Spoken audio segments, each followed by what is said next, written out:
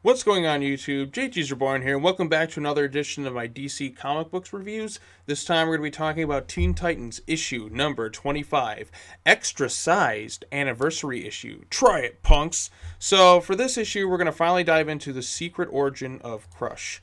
So the summary here is, learn the secret origin of Crush, daughter of Lobo. When Crush drags Djinn on a road trip to find an important item for repast, the two get into hijinks that make Thelma and Louise jealous. Crush is on the hunt for Obelus, the mysterious alien chain that once protected her as a child. It's kind of like this, chain weapon. Like Kratos' Blades of Chaos, as I like to call it. But here's the kicker. It's in the possession of a man named Ezekiel who killed Crush's adoptive human parents. Plus, in the backdrop story, we learn about how Roundhouse got home in Teen Titans issue 21. So, remember that issue a while back when I reviewed it? It's just like, oh, he's back. How the hell did you do that? Well, we find out in this issue. So, Teen Titans issue 25. This is a Crush and Djinn focused issue. Damien is not in this issue at all, which kind of surprised me. There's reference to him. In fact, Crush, when Djinn is going off with Crush, she's just like, should we be sneaking around during, Robin's things like, go play with your boy toy or something, which was kind of funny. Let me just kind of skip ahead to the line. Oh, Aquaman, dope. I like these cover variants. So, yeah. The little boy toy of yours is hiding something from us, Djinn. He's not my whatever. Okay, like that bit kind of made me laugh. So yeah, this is basically an issue where it's these two. They're going off. Crush finds some information. She wants to go track down the killer of her parents. So they steal one of Robin's bikes. Blah, blah, blah, blah, blah. You kind of get the gist of it. Let's just kind of skip ahead. This one's written by Adam Glass. Red Arrow makes like one brief cameo.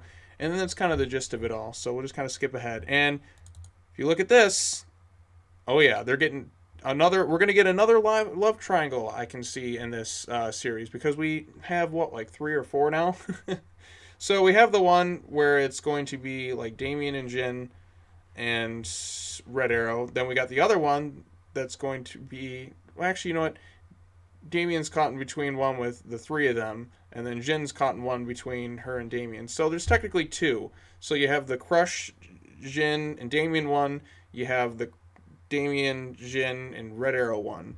And then I'm sure they're going to add some more in there at some point. But yes, so this one's a heavy hand and tone. Like, there's definitely something, they're setting up something here. I mean, you just look at this image right here. Djinn is getting kind of curious. Crush, as we've pretty much established, is, it's pretty obvious she's a lesbian. And, I don't have a problem with that whatsoever. So maybe they'll set them up. Maybe it'd be cool. I don't know. I mean, I like their dynamic a lot in this issue. I think the two of them played off each other pretty well. And it was kind of cool to go in to see, like, some of her backstory where she basically was the child of, like, drug addicts. Like, these drug addicts. She was, like, found as a baby. There's some funny lines in there too about how they, envision her as, like, oh, is that who did their baby and Kiss makeup? And then we see her kind of growing up as a child too, being raised, despite everything that these people were, like they had like their problems, they were constantly on the run. They definitely loved their daughter Crush, who has like these chains that protect her. They called it like Obelus. I'm not too familiar with that. So we don't necessarily know who Crush's like, biological parents are. We know Lobo is definitely one of them, but we don't know who her mom is per se. So that could be something very interesting to find out down the road. But like Crush has to meet Lobo at some point. And I'm sure Lobo probably won't give a shit, but maybe something will happen with Lobo where he's just kind of just like, oh, that's you. And then she kind of discovers like later on in life, as she's kind of on the run, she wants to be like Superman, and she comes to find that, her father Lobo is he's got some issues. Like, he's definitely not well liked. As you can see, like, oh, that's the one who's, on the run. So she finds out, she beats the shit out of some rednecks because, of course, we got to have rednecks. Like, we don't take kindly to your type in our neck of the woods. And then we see some stuff here with that. Blah, blah, blah, blah, blah. There's some very heavy-handed, like, shipping. Like, they're going to set these two up for something down the road. She goes and gets her chains, and then she meets the Ezekiel drug dealer dude.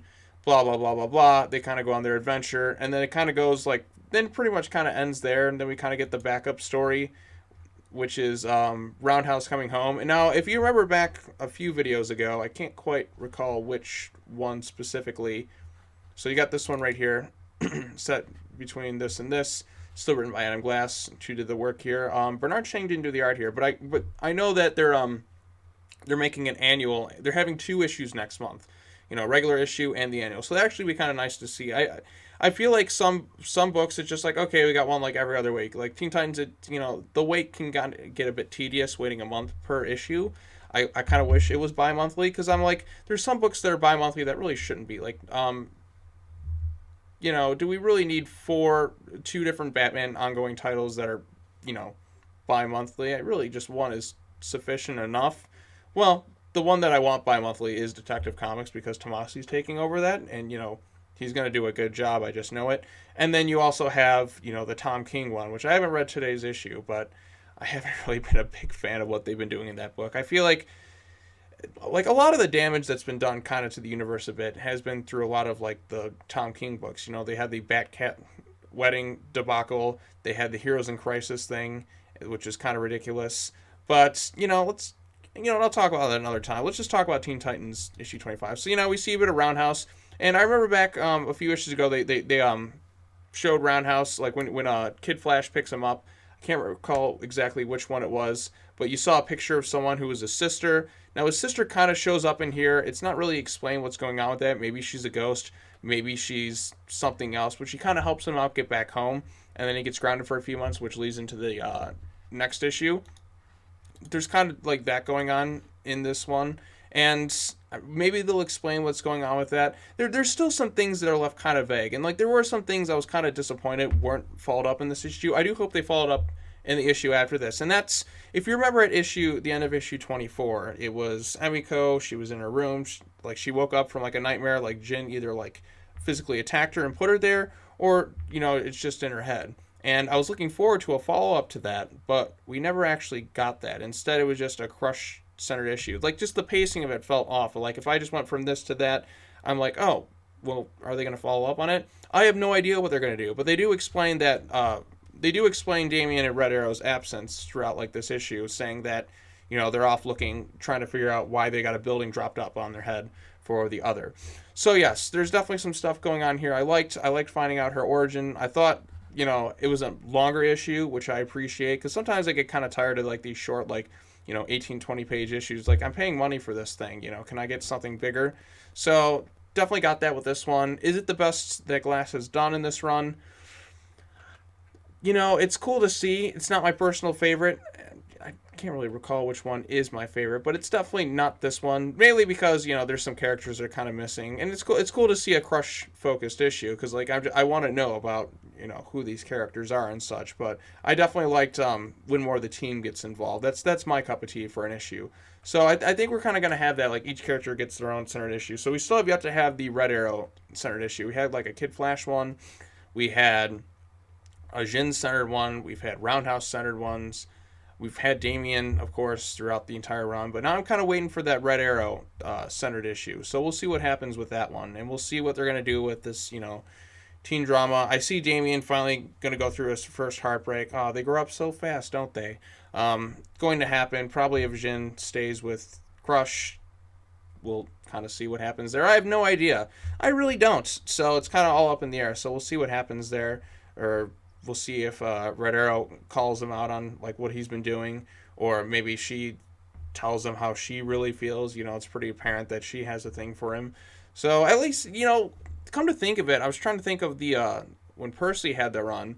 I don't think there was any of this. Like, they have like 2 or 3 ongoing love triangles or whatever going on between these different characters, but you didn't really see that in the previous run. You kind of just saw Kid Flash with just Raven, and that's basically about it. Like, none of the other teammates really were involved in anything particularly like this, but we'll see where it goes from here. I'm curious. The issue, it's fine for me. The artwork is nice. Learning more about Crush is pretty cool, although I'm still curious about who her birth mom is, and then how Lobo is going to factor into all this, because if you have the daughter of Lobo, you have to have them meet at some point. I don't know how they're going to do that, but it's going to happen, and it's going to be interesting. So we'll see where it goes from here. I'm looking forward to it. I'm glad that we're going to have 2 issues next month, so you can look forward to 2 different reviews on that. And other than that, don't know what else I should say. I'm kind of brief on this one because, it's just pretty much the whole issue is done in the synopsis. This is literally the entire issue. like right here. Like you just kind of get more details. You definitely get more, I guess, more of like the kind of romance brewing between her and Djinn. So who's also into Robin, and then so on and so forth. So if you like that stuff, it's definitely in here. We'll see where it goes from there. That's about it. I like the issue. It was pretty good. It was fine. So that's all I have to say. Post your comments below. Let me know what you thought about Teen Titans issue number 25. If you read it, if you haven't, if not, I don't know. We'll see. But it was cool to see the origin of Crush. So that's all I have to say. Thanks so much for watching. Comment, like, subscribe, hit the bell for notifications, and have a good day. Oh, and happy end of the year. This is the last Teen Titans issue of 2018, and then we're going to have 2 next month. Yay. God, it's hard to believe it's already the end of the year. Time flies by when you're having fun, as I always say, so yeah. All right, take care now. Bye-bye then. I'll see you next time.